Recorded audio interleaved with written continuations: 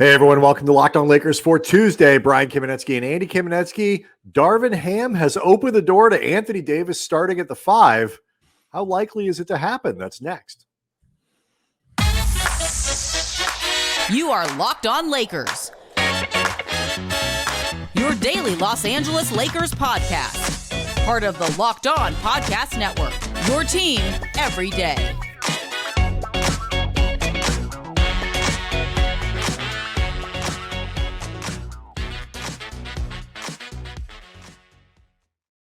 Thanks to everybody for making Locked On Lakers your first listen of every day, Monday through Friday, no matter how or where you get your podcasts. Always free, never behind a paywall. Make another Locked On podcast your second listen of every day, but second part's really important. Make us your first. Locked On Lakers on YouTube is where you go to see the podcast a little bit early on non-game nights. And Andy, these games are starting to roll together. We've got one more preseason game on Wednesday, another one on Friday, and then a week from today, the regular season begins at Chase Center, ring night. Draymond says he's going to be there. In spirit or on the court? No, physically. He says he's going to be there for ring night. I don't know if he's going to play, but he's going to be getting his ring. So I got to say, if he's going to be there to get his ring, he might as well play.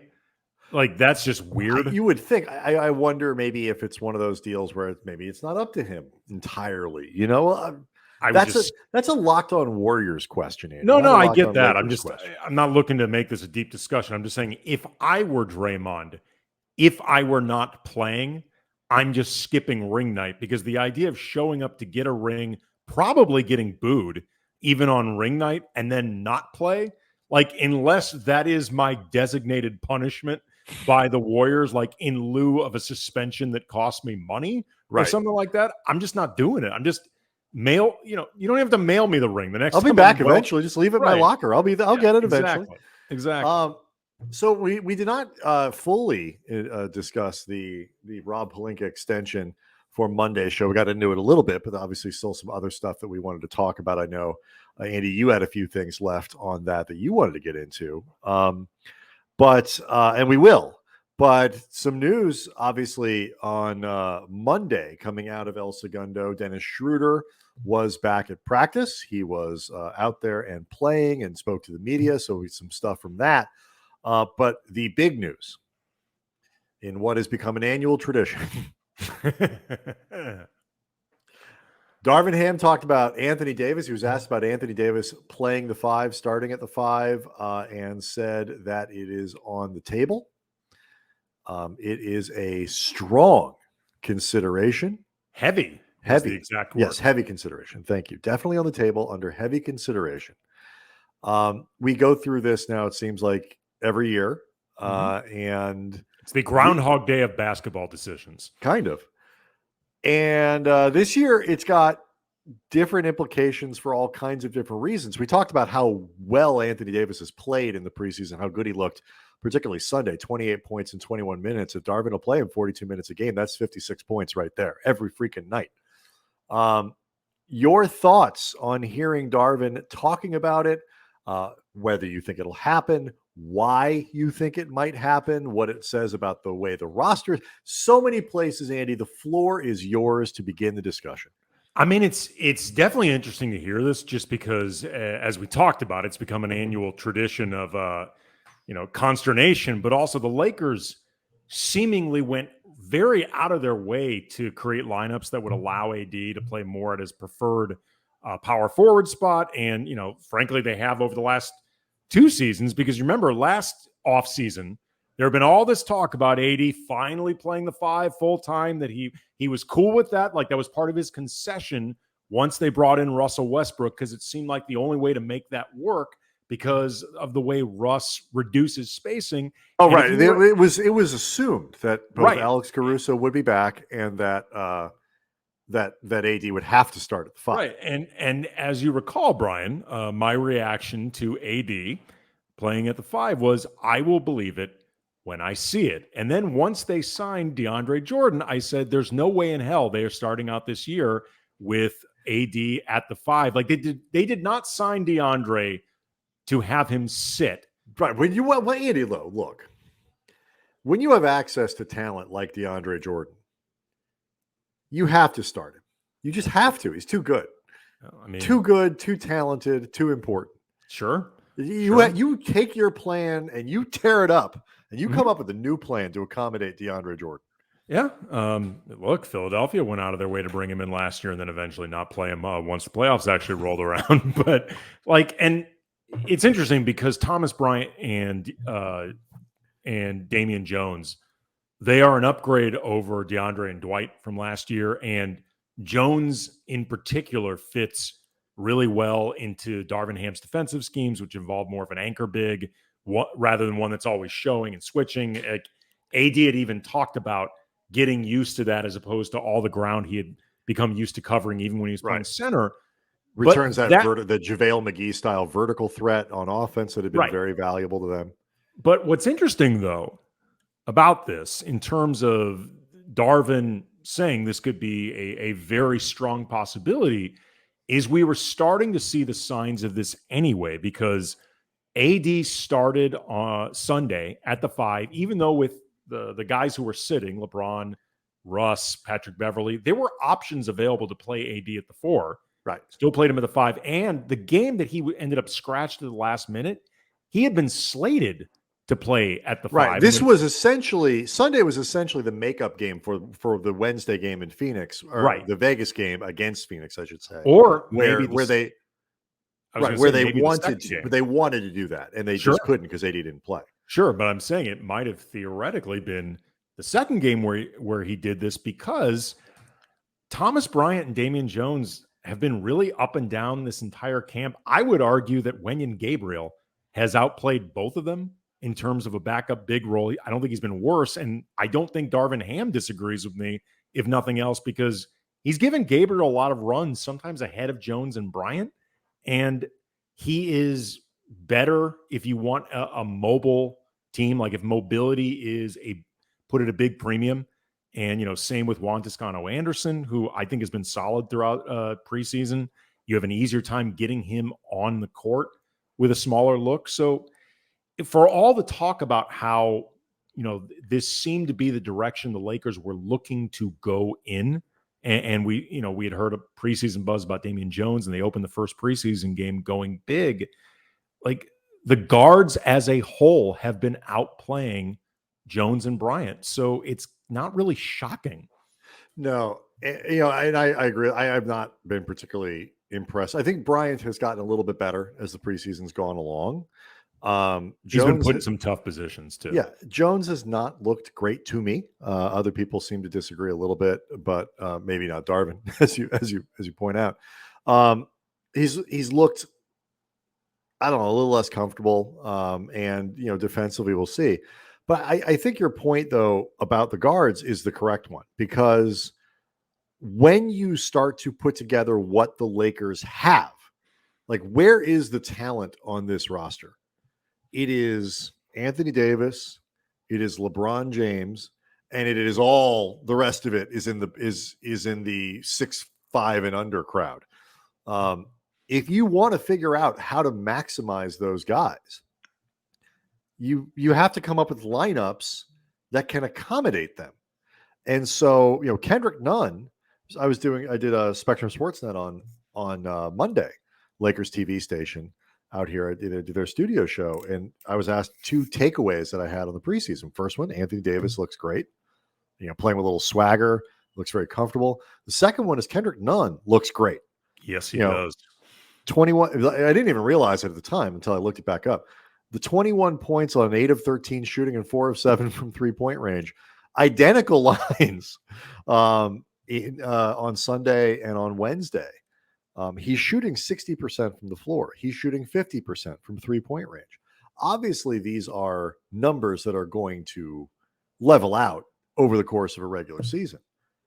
But he's clearly shown something here about what he can provide. So let's talk about the implications both for AD, but also just maximizing the talent on this roster in terms of why Darvin is choosing potentially to do this. And then I'm curious if you think he'll actually pull the trigger on it for opening nights. We'll do that next. Locked on Lakers brought to you by Built Bar. Built Bar Puffs. They are sweeping the nation, and there is always a new flavor to turn to because the scientists / bakers / geniuses at Built Bar, they never stop coming up with something new, and it is cookie dough chunk puffs, a light, chewy texture, real cookie dough chunks, and as always, like all the Built Bar products, they are covered in 100% real chocolate. It is all the joy of eating cookie dough. It takes you back to your childhood, simpler days, but without the hassle of making it. More importantly, without the hassle of cleaning it up. And it's actually healthy for you. Only 160 calories, the cookie dough chunk puffs, with a whopping 15 grams of protein. And it's the good protein. It's the collagen protein that your body absorbs more efficiently. Tons of health benefits. So order a box for you and for the family. It's a great treat. You will all enjoy it. You'll all be taken back to your childhood, even your children. I guess they'll just go further back into their childhoods. Ditch the calories, fat, and the sugar. Grab yourself a Built Bar. Go to Built.com. Use the promo code LOCKEDON15. Get 15% off your order. Again, promo code LOCKEDON15. 15% off at Built.com. So we mentioned at the top of the show, Andy, Dennis Schroeder's back in at practice. He's playing and all that. And it only, I think, emphasizes the utility. And this is stuff we've talked about during the preseason. Like, if you want to maximize these guys, if you want to try to figure out a way to get all of them on the floor, and supposedly early on, there has not been a lot of talk of this guy benching, acknowledgement that, guys are going to be left out of the rotation. At least it seems like they're going to try to find a role for everybody. If that's the case, and we'll get to specifically what we think Schroeder is going to bring here once he starts playing as early as Wednesday, you almost have to put AD at the 5 for the bulk of his minutes, because otherwise there just isn't enough space to play Nunn and Beverly and Lonnie Walker and Austin Reeves, who has shown that he needs to be on the floor, I think, in the preseason, especially with those higher end groups. And, and Schroeder, Westbrook, who I'm forgetting, and Russell, and as we get to, and Russell Westbrook, who is at the very least going to get 25 minutes a night. Right. And it's just the only way to do it. Yeah, it'll be interesting. I mean, obviously, guys like Bryant and Jones can start playing better and working their way back into what seemed to be the direction the Lakers were going in at the beginning. And again, I think it's a bit more of defensively, if nothing else, how Darvin tends to play.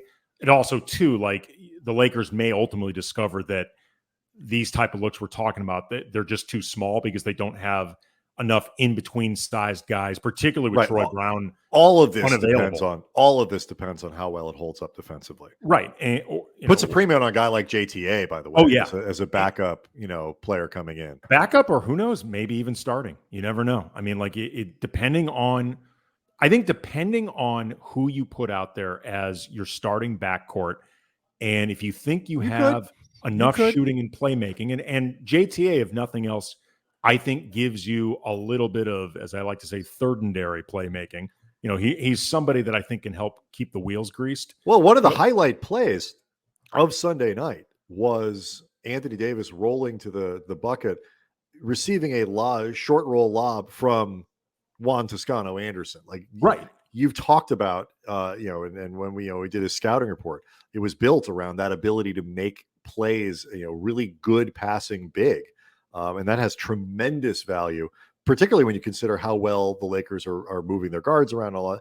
I think it's a huge consideration. Yeah, and I mean, as far as who you would put at the 3, in theory, I don't think JTA's shooting is necessarily worse than the other options you have until Troy Brown is healthy. Right. Troy Brown in theory is the best 3.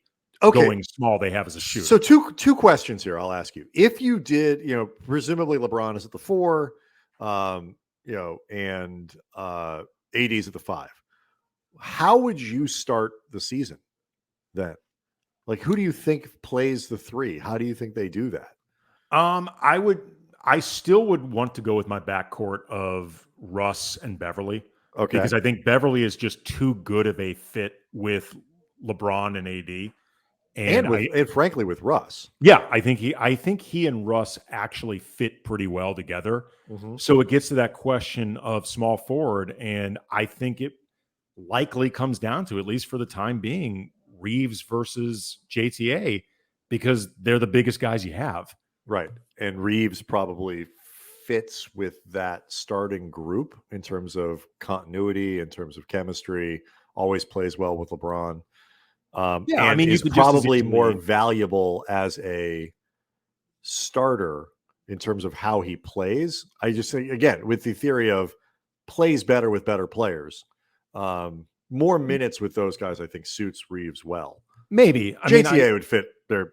I was going to say, also. I think what I think with Reeves in terms of playing well with the best players, when you consider how well, at least to begin, like Walker and Nunn have looked in the backcourt, and especially if Schroeder also plays well, presumably making his debut on Wednesday, I could see where maybe you look for Reeves coming off the bench and potentially closing out games the way Alex Caruso did, sure, during the title season, where he only played about 18 to 20 minutes a night, but they were typically some of the most important minutes if Reeves lives up to that. But ultimately, I think it becomes a decision between Reeves and JTA. It's unless you think Walker's length, because he's only 6'4", but he's a long guy. It's a long 6'4", yeah. Right. Unless you think that wingspan is long enough that he can make up for it. It's so much of this guy. How do you execute the principles? And this is so. It's a big ask too for Lonnie Walker. Dependent On how this all holds up defensively. And while the early returns have been better than I expected, sort of broadly, they're not actually playing real games yet, and so there's still a lot left to learn. And while a few people have pointed out, we saw it on the YouTube page. The Lakers have won every first half.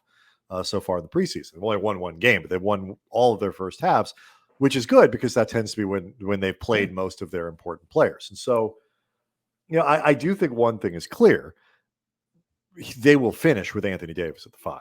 Like, however they start, they are going to finish that way to get their most talented players on the floor. I just don't know what those combinations are going to be yet because there's so many of them, including Dennis Schroeder. What are you expecting him to bring? Where do you think he plays? Like, it's another body to kind of cram in there. But AD talked about on Monday, how difficult it is to dribble when he's around, just because of the ball hawking. And Darvin loves him. They were together for 5 seasons in Atlanta. Statistically good at chasing over screens and all that other kinds of stuff. Where do you expect him to kind of fit in?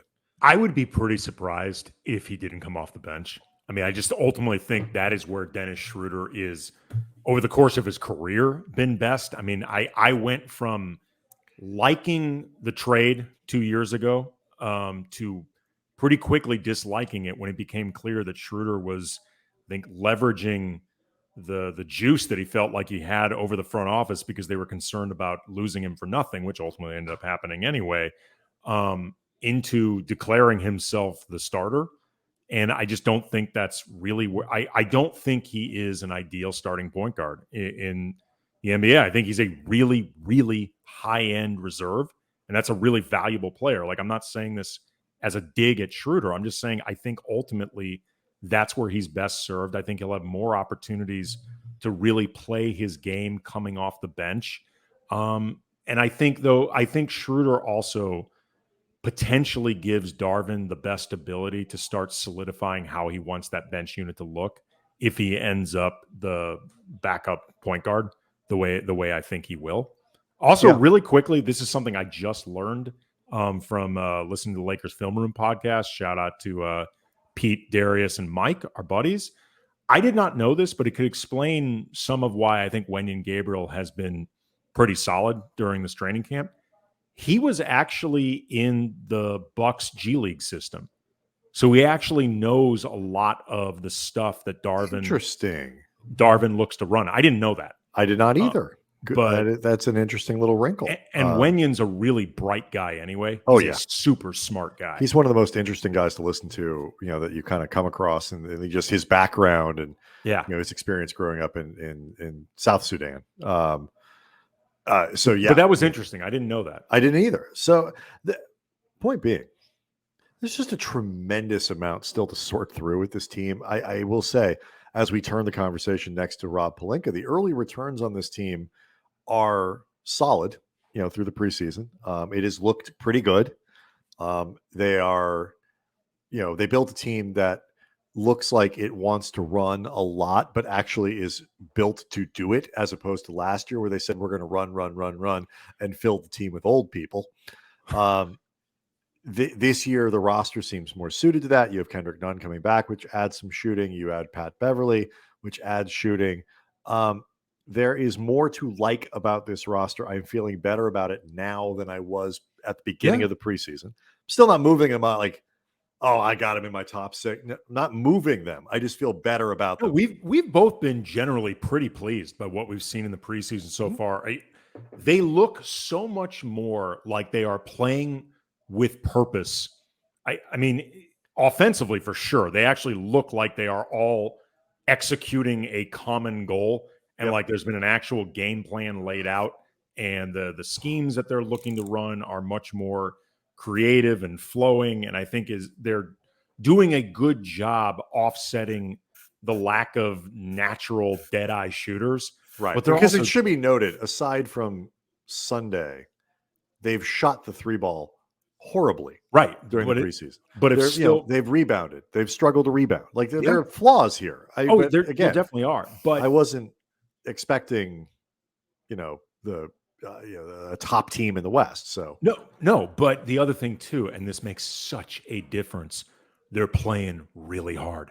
They are putting out the effort that was so regularly and habitually absent last season. Like there was frankly a pretty naked disdain towards the effort that would be necessary to really play at a high level. Because especially in terms of, I think you're talking about like where their effort in the preseason and their attention to it. And I'm really talking about the whole season. It got worse as it went along, but there was just this sense of, we got this. We got this. That isn't there this year. The only worrisome thing about that, and we'll get to Rob, is that, when other teams start playing really hard too, because it's the regular season. I'm just saying. To be honest, I don't think the opponents they've gone up against have looked like they're sleepwalking. No. It is. The shooting's going to have to get better. Yes, but there's a lot to like about the ball handling, about the speed up and down the floor, about the potential to be better defensively. So so far, it's about, I think, as good as you can expect. On Monday's show, we only got to do really one segment on Pelinka and the extension. We want to get back to that. I don't know. I got all agitated. So I think I used up a lot of that segment. I feel like it's your turn to get agitated. I don't want you keeping all that inside. You have a young daughter who needs a father, who can't just keel over one day because he's all frustrated about Rob Pelinka. So I'm going to give you a chance to let all that out next.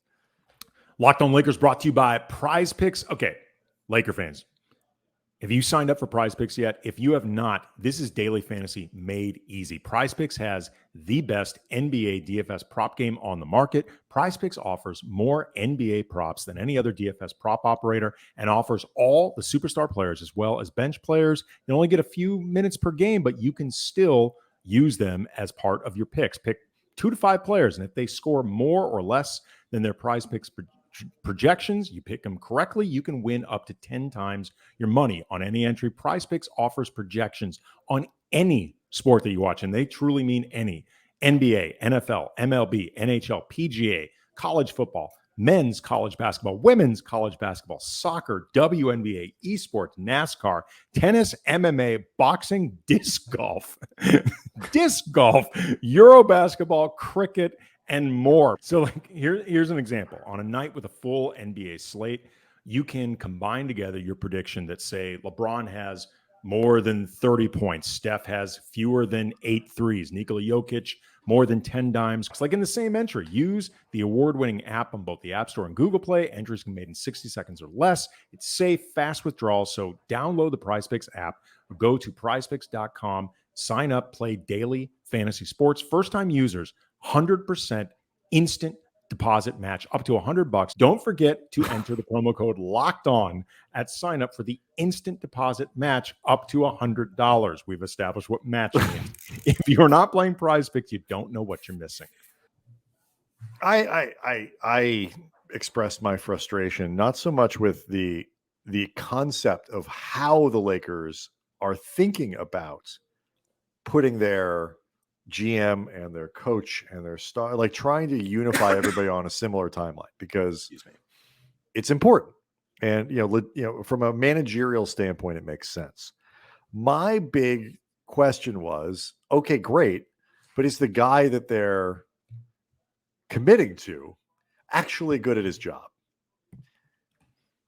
And I don't know. I'm not terribly confident. I will say this: I don't think people around the league, other GMs, other organizations, saw this news and were like, "Uh-oh, we're in trouble now." And I don't take that as a compliment. Look, a couple reactions I had to this. First, I'll start with something that I actually think is positive and really intriguing. With Pelinka and Darvin Ham intentionally put on matching contractual timelines, I don't think it just hopefully reflects a unified basketball vision for the Lakers. I also think it reflects Darvin Ham already having a lot of juice within the organization. You are proactively looking to get these guys tied together, and this is from an organization that, since Phil Jackson, has treated their coaches as wholly disposable. And I think Darvin has exuded the most gravitas of any coach since Phil, like even as a first-timer, like more than Mike Brown, more than Mike D'Antoni, more than Luke Walton, more than Byron Scott, more than Frank Vogel. I think like Byron came the closest, but he was still in a lot of ways seen as Kobe's coach, like a personal coach for Kobe.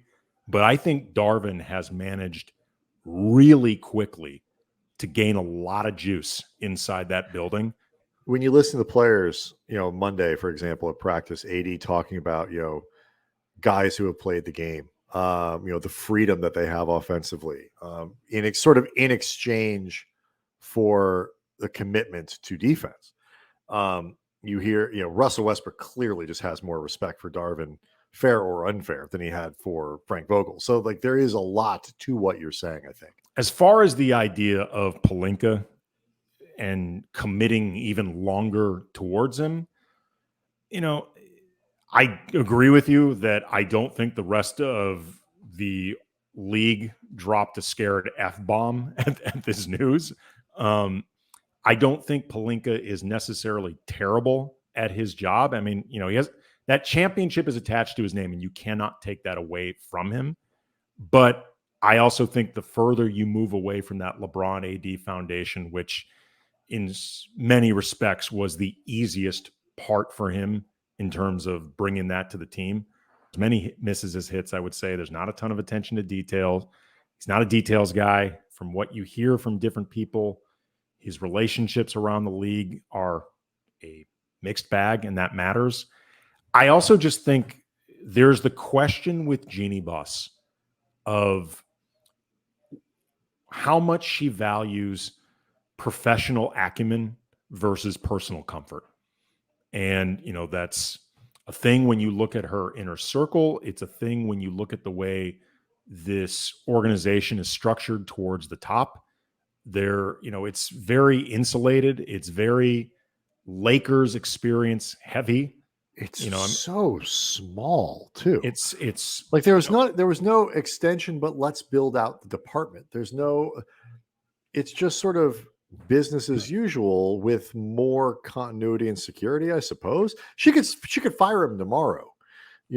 Like if she's willing to pull the trigger and let him go and eat the deal, that's fine, because that says we're going to maximize your ability to do your job well by giving you the security you need, so you don't have to make rash decisions that are in your best interest, but not the franchises. And we are both glad that they removed that specter, possibly hanging over Rob. We are both glad about that. But, and clearly they had for a while. The reporting now from everyone, it says, this goes back when they were going to hire a new coach. They were going to, it was with the understanding that Pelinka would have a new deal that matched it. that is professionally from 30,000 feet the right thing to do. Mm-hmm. It's just that the job gets harder from here, not easier. The decisions get harder because they have less to work with. The margin for error is smaller. And as I've said, the bigger concerns I have are on small things that they do wrong all the time. Reeves's contract, THT's contract, moving THT's contract, all like the signing of it, all the JaVale McGee dumping of a second round to get rid of him to get Gasol and then costing a second, like all of these things add up. But every team F's up trades. Every team makes the wrong choice about a signing.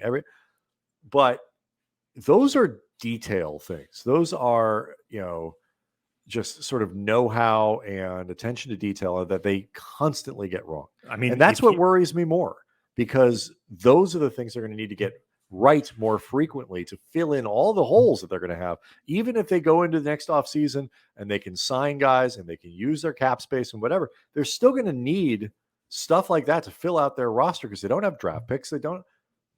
That's not where he's excelled. And that's what worries me. To your point about the mistakes being repeated, Max Christie's contract is set up the exact same way that Austin Reeves is potentially problematic, that THT's was problematic. And the reason is they're shorter. So you end up having to make these decisions quicker. You don't give yourself as much time as possible with them, hopefully outperforming their second round salaries and getting the most value from them. And I've said this before, and I'll say it again, the common link in a lot of this in terms of the way it's set up in either direction is often the clutch connection. But it's a clutch connection and an obsession with cap space. Yes. But the details around the edges, that's where I hope Pelinka really starts honing in, but also Jeannie starts honing in on how much Pelinka's honing in. And I don't, to be honest, I don't know how much she actually pays attention to that part of it, because again, what seems to be most important to her is the personal trust that she has in this inner circle. And obviously the personal trust matters, but so does professional acumen. And like even guys like Joey and Jesse Buss that you and I have been big proponents of for a long time, and we both think are very good at their job, even them, all of their experience comes from within this one building. Like the most seasoned guys if you want to look for a devil's advocate reason to have Kurt Rambis in this front office, he's one of the only guys who's worked anywhere else. We'll close here. We like to bring in comments from people, and I think this sums up a lot of what we were seeing over the course of the comment section on Monday's show. This from Fat Buddha 69. Rob Pelinka is really bad at contracts, building equity, equality. I think he means within the roster, managing young talent and with multiple years contracts, and allowing others to take the blame for his poor decisions. At the end of the year, he will have multiple ending contracts. And how will he be able to extend those contracts and forge a new future with your franchise? I love this team, but I'm not really crazy about how he adjusted it. I think that gets to a lot of the concerns that people have. It's like it's gotten worse and worse and worse since the year. And even if sort of each time you kind of agree with some of these decisions in a vacuum, the end result is not good. And the mistakes and then the having to undo the mistakes, it's all starting to pile up. And so that's a great way of thinking about it. You could argue that even with certain concessions that you could, I think, reasonably make for Pelinka, like we both thought, given the circumstances of the bubble and the weird NBA calendar, you could not run that team back. They had to make some changes. Like we both supported that. And I still think that was the right decision. And that team was good until they all got hurt. But you can argue that Pelinka's instincts in certain respects seem to be getting worse the longer he's been on the job. That being said, though, look, if this team outperforms expectations and the preseason is offering some signs that they will, maybe we look at this at the end of the season and say, you know what? Pelinka's got it may not be perfect, but he has a better idea of what he's doing than sometimes it seems like from the surface. Who knows? Sure. And I will say, like, if I'm wrong about Rob Pelinka, it's a good chance we're all having a better season. And so I want him to be good at his in job. A heartbeat. I want him to be good. Yes, so do I. All right, Locked On Lakers on YouTube is where you go to get the podcast, and you can watch it and all that. We appreciate the support the channel's getting. Make sure to make another Locked On podcast second listen of every day. We'll get you ready for Wednesday night's potential dress rehearsal for the regular season against Minnesota, last preseason game at Crypto. We'll see everybody on Wednesday.